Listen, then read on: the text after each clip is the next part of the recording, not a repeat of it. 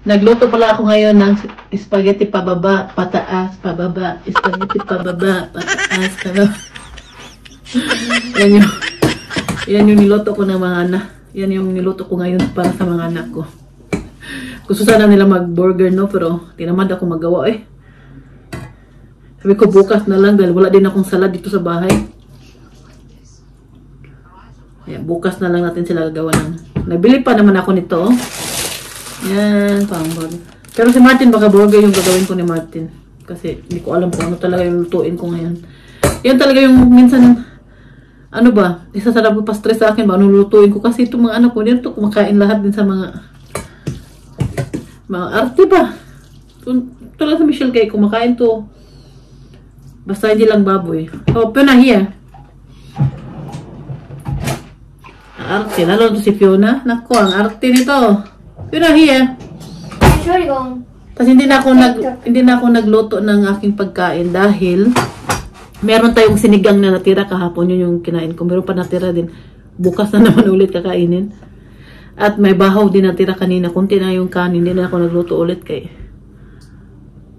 para hindi magpadami yung kain ko ba. At ngayon, papakainin ko na din si Oma. Tinapay lang si Oma. At si Philip din. Tatawagin ko na para kumain at si Michelle. At ikuwento ko pala sa inyo mamaya yung ang appointment namin kanina ba. Mamaya na lang pag tapos na ako sa mga trabaho ko kasi mamalansya pa ako. Katatapos ko lang maglinis sa baba, nagmap ako doon sa baba sa bathroom namin, sa living room ni Uma at sa kusina ni Uma. Ngayon, umakyat ako dahil nga oras na para pakainin ng mga bata. At para mamaya-maya ano na sila, tulog na, kahit pasok na naman bukas. Yan yung mga plano ngayon. Ay. Nahulog na po yun ah. Nagluto din pala ako ng baguette dito. Naano na siya. Muntik na siya masunog. Muntik na masunog. Mali lang pala ito man.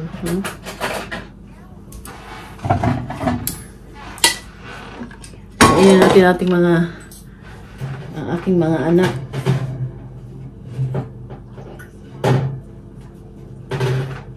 Ang init naman ito eh. Uy! Sobrang init.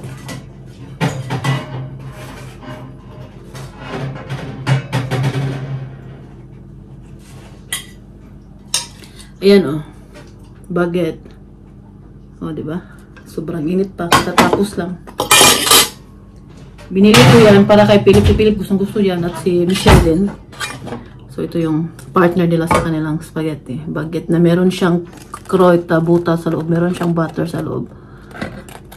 Sarap nito. Tawagin ko muna si Philip at si Michelle para makakain na yung dalawa kong anak. Itong isa nagkain na sa likod ko. Dumating na yung mga in-order ko para sa birthday ni Fiona. Tingnan ko ninyo. Ito po yung ano na ngayon. Hello Kitty. Ang dami kong in-order sa online po kasi dito sa wala mga ganitong mga. At syempre nag-order din tayo ng ganito. Ito nabili ko sa Rossmann kanina. Invitation letter to siya para ibigay namin sa kanya mga classmate pa na pupunta dito sa bahay. Ang ganda yung, hindi lang siya kulay pink, pero okay lang kaya ano lang naman to, invitation naman to ba.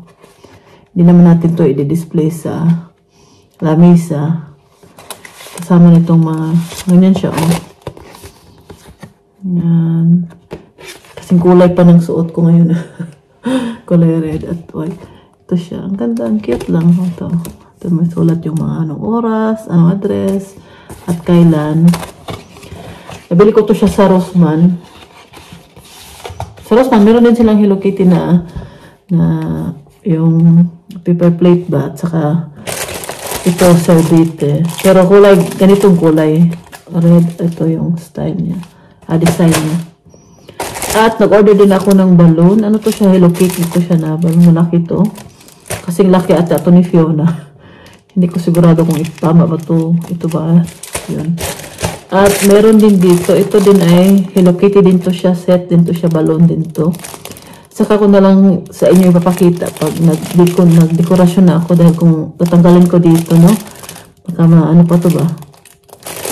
Kaya, di na natin siya tatanggalin. At ito naman ay para to sa kanyang muffins. Ito, ilalagay, ano lang natin. At ito, nabili din ako na ilagay sa isasa. Kasi yung in-order ko na cake ni Fiona, para yun sa Sabado, para yun sa March 15, kasi punta itong mga kaibigan natin. Yun yung araw na kainan namin, yung in-order ko. Tapos, bibili lang ako, gagawa lang ako ng ano. At yun yung man kakainin ng mga classmate niya at ni Fiona. Sa araw talaga ng mismo ng birthday niya. Kaya, nabili din ako ng biko para ito siya. Para naman may dekorasyon yung cake niya ba, diba? At nabili, meron pang balon dito. Marami akong balon na binili. At ito din. Ayan siya. Ganda. Lalagyan ng mga giveaways ba, mga candy. At ito din. Kulay pink. Dumating na talaga lahat kanina yung order ko. Kaya, hindi ko na lang siya ipapakita ko sa inyo. Hindi ko na lang bubuksan ba. Saka na lang pag may nilagay ko na talaga at may dekorasyon. Nag-deco na ako ba. Malapit na din kasi yung birthday ni Fiona, no? March 11 yung birthday niya. Pero, nag-iisip ako kasi yung bisita natin darating dito sa bahay Sabado, yung mga kaibigan natin. Tapos sa araw mismo ng birthday ni Fiona, Lunes kasi yan. Pupunta dito yung mga kaibigan niya, mga classmate niya. Magdidiko pa rin ako. Meron pala akong nabiling balon dito. Kulay pink din po siya. Sana yun. Sana yung balon na bilis ko. Nakabili na ako ng balon eh. Hindi ko na alam saan yun.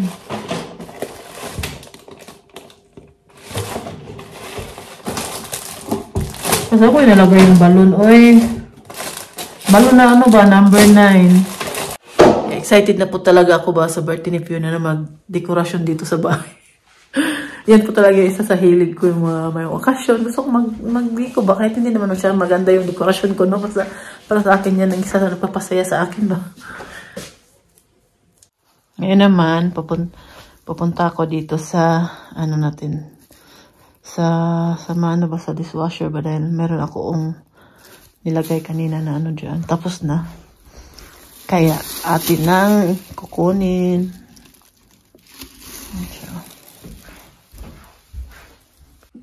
Uy, grabe yung ano ba, no? Yung trending ngayon sa social media si Elias ba? Kita mo niya yan?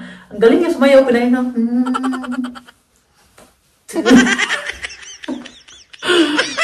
Ang kulit lang ba? Ang dami na niya, no? Bilis na. Malapit na siya mag 3 million. Noong nakita ko yan siya sa Facebook, no? 1.6 ata pa yung ano niya, follower niya ngayon. Malapit na mag 3 million, 2.7 na siya. Ay, sana all, oy. Ang kulit ba? Lalo na pag sumayaw. Nag-practice talaga ako ba? Hindi ko talaga makuha. Sumasakit yung tuhod ko. Ginaya na siya ni Vice Ganda. Ito, tapos na natin mga... Uy, alam mo ba niyo, no? Itong suot ko ngayon na Hello Kitty. Ikwento ko po sa inyo. Ibibigay ko na po ito kay Ate Jane, no? Sobrang idol pa niya yung Hello Kitty. At kanina nung umalis kami, dahil labi ko sa inyo, di ba, may appointment kami. Nakalimutan ko ba na, hindi ko na pala ito pwede isuot. Kasi ibibigay ko na ito, pagpunta ni Oliver dito, ibigay ko na ito para madala ni Oli pagpunta ng Pinas, baka makita daw sila. Tapos sinuot ko. Sorry talaga tiya. Hindi ko na ito suotin eh. Labahan ko na ito bukas at ano ko na talaga to, poston ba, balutin na para hindi ko naman suot ulit. Kalimutan ko talaga, doon ko na naalala nung nandun na kami sa city. Nasuot ko pala to. Ito lang yung suot ko kanina, hindi talaga ako nag-jacket. Tapos kanina nung kain kami ni Fiona doon sa city ng ice cream, no? Nilalamig ako. Sabi ko, akala mo naman, no, hindi na winter, no? Winter pa ba ya? Hindi pa tapos. Ang lamig, biglang lumamig kaninang hapon. Sabi ko, patay, sipunin tayo nito. Hindi ko na to siya plansyahin. Kay, ano lang, to pang, karamihan ito pang bahay lang siya ba? Hindi natin pwede plansyahin. At pagkatapos, ikukwento ko po sana sa inyo yung, ano kanina namin ba? Pero bukas na lang kay, tulog na ako kaya ilang oras lang yung tulog ko kanina. Nantok na ako.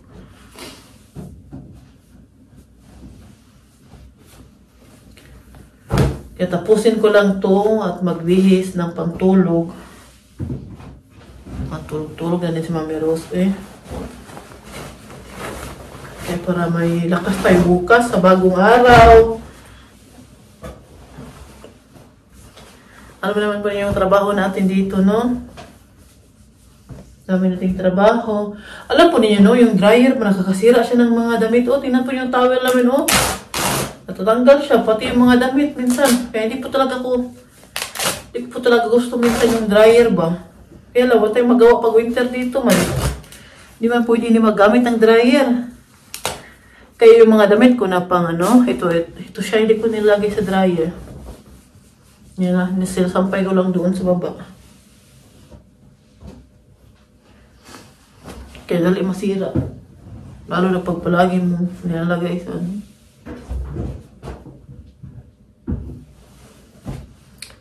konti lang naman pala to. Tapos na ako dito at pupunta ako sa baba dahil meron pa akong nilabhan doon. Tapos na din yun. Ilagay ko yun dito pero bukas ko na siya. Yan, okay. Natulog na kami. Maingay kasi itong dryer. Maabot talaga sa taas namin yung ingay nito.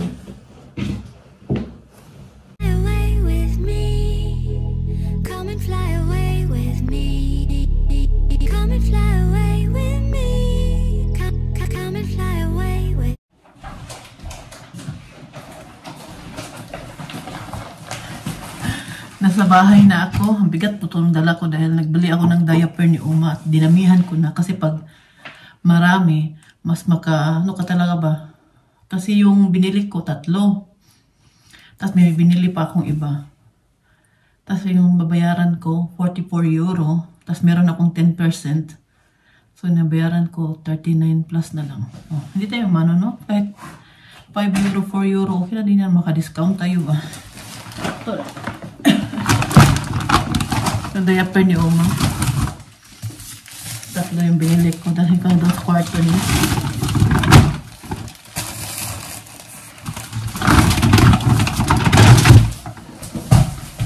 At nagbili din ako ng plaster dahil kahapon yung suot ko yung isa kong sapatos na ano ako ba na, ang tawag yun naluthan. Sa Bisaya pa naluthan. Bili din ako nito. At itong shampoo. Ang conditioner nito, binili ko na siya nung isang araw. Tapos ito, binili ko ngayon. Dahil sale pa to siya. Ito naman, para sa anak ko, dalaga. Nag-request siya, mama, bilan mo ako ng ganito. Gumibi At ako naman ngayon ay punta muna sa kwarto ni Oma, titingnan ko kung anong ginagawa ni Oma. Hulaan po ninyo kung sino mamalansya ng maya. Yan. Yan yung paplansyahin ko, puro konti lang yan siya. Dahil yan mga, kasi yan, tawag yan pang alis na mga damit ba. Ito yung kahapon, mga pangbahay lang naman yun. Kaya hindi ko yun siya paplansahin. Ito, kailangan ko siyang plansahin dahil napaka niya. Plansahin natin yan maya-maya. Punta muna ako kay Uma. Uy, yung bulaklak ba? Hindi pa siya nalayo. Hindi pa rin yun. Ano pa siya talaga? Ang ganda pa niya. Pakita ko sa inyo. Yan siya, Diba? Ano na yan? Noong February 14 pa yan. Ito din. Ganda pa nito, may kulay puti pa siya dyan. Hindi pa talaga siya nasira niya. Parang bubuka pa tong ibang Ganyan din siya Kunti na lang yung tubig niya. Lagyan ko pa yan tubig. Uma, hasto hunga! Pakainin ko muna si Uma kay gutom na daw siya. Ate Malo. Gutom na si Uma. Lagay natin dito ang ating kape. Ay! Camera. Yan si Uma. Oh, Uma. Yan kape. And I don't just find si Uma, mag-enjoy yan sa akin pag magsayaw-sayaw ako ba. Magkatawa talaga yan siya. So, ito papakainin ko si Uma ngayon ng macaroni na spaghetti. Yan siya makita. Pero susubuan ko lang si Uma kay mamaya pa yan siya mag-upo dyan. Smack dish, healthy di Uma. Subuan ko lang siya para hindi siya maano ba, hindi magka dumi-dumi ba, hindi siya magka kamoritsing. Leka? Carl? Hi. Hi? Sabi ni Uma, mainit daw. Yan si Uma, oh. Kumakain siya. Yan si Uma. Si Uma, no? Ano siya? Automatic talaga siya. Ginaganyan yung ulo niya. Ba kahit ano pang gawin namin ni Martin, ginaganyan talaga niya yung ano niya. Sanay na siguro yan siya. Kahit nilagyan pa namin niya maraming unan dyan, automatic talaga yung ulo niya nakaganyan palagi ba. Pero siguro sanay na yan siya. Naganyan yung ulo niya. Mamaya, papakainin ko pa si Uma ng ano, isang tinapay.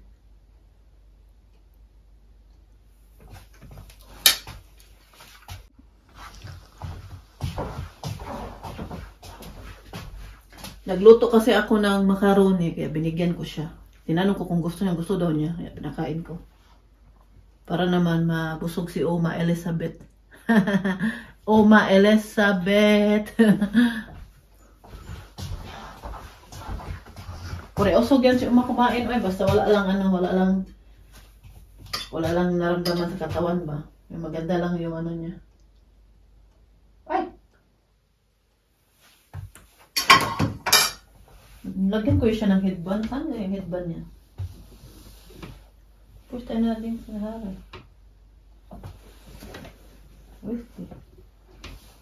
Huh? Wala na yung headband niya. Paano na naman yun napunta?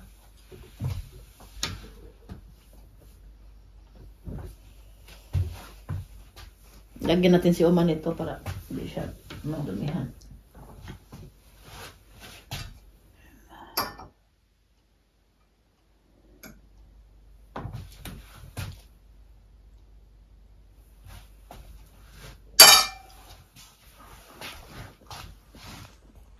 Habang kumakain si Uma, ikukwento ko sa inyo yung aming kahapon sa appointment namin doon. At yun nga, pwede siyang pumunta doon sa clinic. At pwede siya magstay doon ng ilang weeks. Pero ang napakaganda lang dahil marami silang activities doon. Parang nagbakasyon din ba? Therapy sa kanya. Maganda din kasi kailangan niya ng therapy, no? At tawag niya pwede naman siyang umuwi ng weekend. Pwede siyang pumunta sa bike or minsan weekdays kung hindi na niya gusto doon. Pwede siyang umuwi. Hindi siya talaga kung gusto mo umuwi, pwede ka umuwi anytime. Hindi ka doon parang piniriso ba, parang kang kinulong ba, hindi. Kung gusto mo umuwi anytime, pwede ka umuwi. Parang hindi ka pipilitin kung ayaw mo na. Yan ang yung naiintindihan ko kahapon, ha. At may isa pang before daw, kung ayaw niya doon kasi sabi ng anak ko ayaw niya Pag ayaw kasi hindi niya mapilit. Tapos sabi naman doon nung namin, nagtulong sa amin ngayon, hindi din kasi pwede na hayaan siya na ganyan na lang yung mangyari sa buhay niya. Dahil sa sitwasyon niya, kailangan talaga niya ng professional na sa kanya ba, kailangan niya ng therapy. Kaya hindi siya forever na nakakulong lang sa kwarto niya, hindi siya forever na dyan lang palagi sa bahay. Hindi pwede na sirain lang niya yung habang buhay yung mga ganyan ba, gusto niya kaming tulungan, sabi niya gusto ka namin tulungan. At alam na po ng teacher ni Michelle nang nangyari sa kanya, no? Normally, alam na po. Yung sobrang bait po ng teacher ni Michelle. Naintindihan din niya at sobrang nalungkot siya sa nangyari. Hindi siya makapaniwala na ganun ang ginawa ng kanyang estudyante, sa kapwa estudyante niya. Kaya, sabi ng teacher ni Michelle noon, pwede siyang pumunta doon kahit 2 hours lang sa separate na kwarto para lang talaga matapos niya yung kanyang grade 10 dahil nga importante yan eh. At napaganda po talaga ng grades ni Michelle. Kaya nasayangan po talaga kami. At sayang kung mabalik na naman, no? 1 year na naman yung hintayin. Sayang ba? Sayang yung panahon. Kaya kung hindi naman okay yung anak namin, hindi namin siya mapipilit na ganyan, di ba? Importante yung kalusugan niya na hindi lumala at mapunta pa sa yung masama na iniisip niya ba. Kaya nga sabi ng naawa din naman naman yung teacher niya, alam na yun na, kasi may nag-comment, no, dapat ipaalam sa teacher. Alam na po, hindi ko lang nakwento kahapon, alam na po ng teacher niya. Malay na lungkot talaga yung ni Michelle. At ngayon ang advice din sa amin, mag-appointment kami ng bago at ipapuntahin daw yung teacher ni Michelle at saka yung principal ata. At syempre kami ni Martin at yung nagtulong sa amin. Kaya pwede mag-usap kami ulit. Hindi ko alam kung kailan dahil nakadepende din yan sa schedule ng yung teacher niya at saka yung principal kung pwede sila, no. At syempre si Martin Dale dahil yung trabaho niya, kaya hindi ko alam kung kailan. At para makausap din yung parents ng bata na yun at syempre yung classmate niya na nang bully sa kanya. Para sa akin, gusto ko talaga yan ang gawin. Dahil ayoko na mangyari ulit pa na meron na namang ibang bata silang mabiktima. Iba na naman bata yung mabully nila. Di nila alam yung lahat ng bata. Hindi ba matigas na lumalaban talaga ba? May ibang bata na walang pakialam. Ang ko ngayon, no? Kaya mga bata ngayon sensitive sila. Dahil din siguro sa social media na madali magkalat ng mga chismis. No? May napansin ko. Kaya kasi wala lang siguro ang social media, no? Hindi naman siguro madali magkalat ng mga chismis kung hindi naman kayo palagi nagkikita sa mga tao. Lalo na pag malayo yung mga tirahan ninyo. Ang social media, pag message mo lang, send mo na, dyan na, seconds lang, dumating na doon. Ganyan si buntis, may cancer, mga ganyan yung pinagkakalat. Bawal pa ba yan ganyan dito? Pwede ka maanuhan ng mga ganyan ba? Kaya gusto ko na baka makahabol pa si Michelle dahil may 4 na buwan pa bago matapos ang kanilang ngayong grade 10. Kaya sana na umiyak nga siya dahil ayaw niya talaga makaharap yung nambuli sa kanya. At ayaw na din niya bumalik sa eskwelahan. Siguro matapos niya yung grade 10 niya kung sa ibang eskwelahan na naman siya. At yun nga lang, sayang yung panahon. Kaya yung gagawin namin lahat na baka makaya pa at may pag-asa pa na babalik siya bago matapos tong yung summer, yung grade 10 niya ba.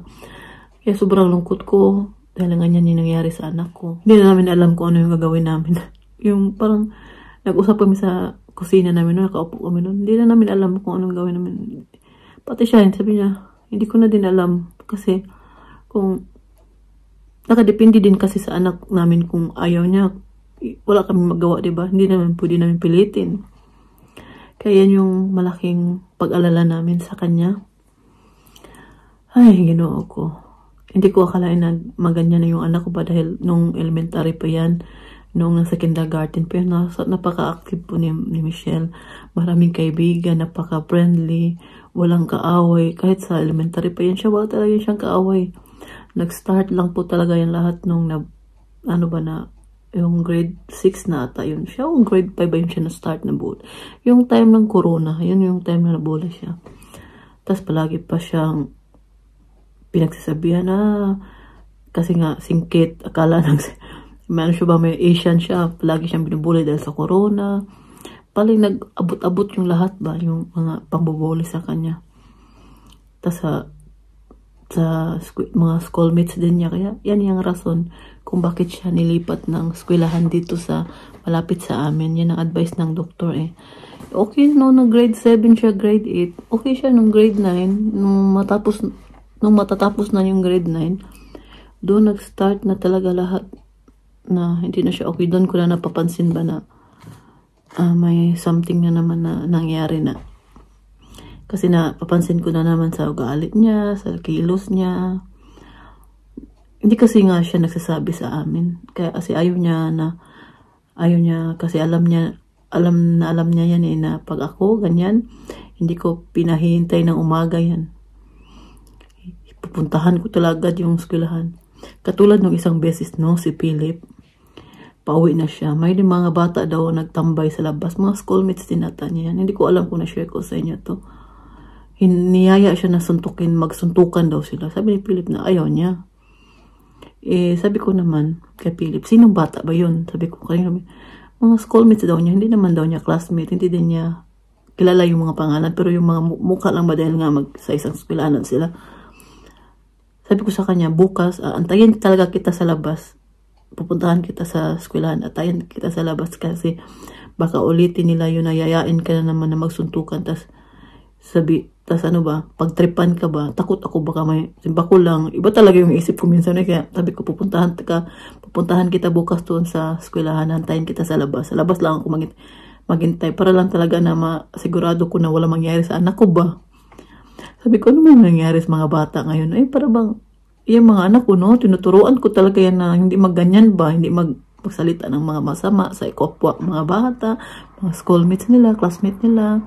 Huwag manuntok, huwag manakit. Kung may manakit man sila, isumbong agad sa teacher nila. Huwag sila matakot. Yan yung sabi, kapatid kay Fiona, yan din yung sinasabi ko kay Fiona. Ito yung kay Philip, natakot ako kay magsuntukan daw sa labas pa naman ng eskwelahan. Sabi ko kay Philip na pag ganyan next time, ididmahin mo lang, lakad ka lang, tingnan yung lakad mo, wag mong pansinin yung mga bata na yun, pagkay pinagtitripan ka lang nun. Sabi ko sa kanya, bukas susunduin kita para lang talaga makita ko na gusto ko masigurado na okay lang yung anak ba, baka kasi antayin na naman sa labas tas na naman, tabuti na lang hindi naman din daw na ulit. At hindi na din ako pinapunta ni Philip doon. Sabi niya, wag kang maalala mama, kayang-kaya ko naman Sabi ko, kayang-kaya mo kung 4 na bata, 5 bata, ikaw lang mag-isa. Lukot to, Philip. Natawa ko sa kanya, sabi niya, kaya naman daw niya sabi ko, kahit na ano pa mangyari sa'yo, wag ka. Kasi mula nung kininto yun ng anak ko, gusto ko talaga na sunduin na siya palagi. Karang masigurado ko lang ba na okay lang sila gani, na walang mangyari sa kanila. Ayaw naman kasi nila magpasundo ng mga binata na nahihiya yan sila pag ginatid yan ni Martin ng auto. Hindi nga yan mismo sa harap ng eskwelahan nila. Doon pa sa mismong gilid-gilid. Sa gilid pa. Ayaw nila sa harap ng eskwelahan na makita ng mga classmates nila, schoolmates nila. Nahihiya. Kaya nung nangyari yun kay Philip, sabi niya na wag ka na pumunta doon ma'am, wag ka pumunta doon mama, okay na, kaya ko namang lumaban. Sabi ko na kahit na natatakot ako, baka gawin ulit sa'yo, buti na lang hindi naman din talaga nangyari. At kinukontak ko siya ng araw na yun nung tapos yung nila, kung saan ka na, pauwi na daw siya. Kaya grabe yung takot ko din kasi hindi natin alam yung mga nasa isip ng ibang bata ba. Mga mixed behavior yung mga bata dyan sa hindi lang German. Kaya yan lang po munang ma-share ko sa inyo at yung update kahapon doon sa namin. At sana, alam po niyo nung sinabi na yan, pumunta siya sa clinic na iyak po talaga ako dahil sa totoo lang ayaw ko yung malayo yung mga anak ko Pero kung sa'yo kakabuti lang naman ng anak ko, gagawin natin bilang isang ina na hindi lang talaga lalala yung mga sitwasyon na nangyari sa kanya ngayon. Yung nag-field trip nga yung anak ko, naiyak nga ako nung 5 araw yan sila wala dito sa bahay. Si Michelle, nag-field trip yan sila nung elementary pa siya, grade 4 siya nun. 3 o 4 na araw sila wala dito sa bahay. Naiyak ako dahil hindi ako sanay talaga na yung mga anak ko malayo sa akin. Naiyak po talaga ako nung time yun. Sabi ko kay Martin na kumusta na kaya doon, kasi bawal na magdalag cellphone sila. Kumusta na kaya doon si Michelle, kung kumain ba yun, sabi ko. Tapos ngayon, pupunta siya doon sa clinic, ilang weeks siya doon. Tapos kahit every weekend, pwede naman siya umuwi sa bahay. Pero kahit na, iba talaga yung nakasama mo yung anak mo araw-araw. Pero yun nga lang, kahit ganun yung kahit dito lang yan sa Germany, 1 hour lang yung biyahein namin. Pero ayaw ko talaga na malayo yung mga anak sa akin. Pero wala tayong magawa. Kailangan din na matulungan siya para mawala yung takot sa sarili niya, mabalik yung normal na Michelle. Live in the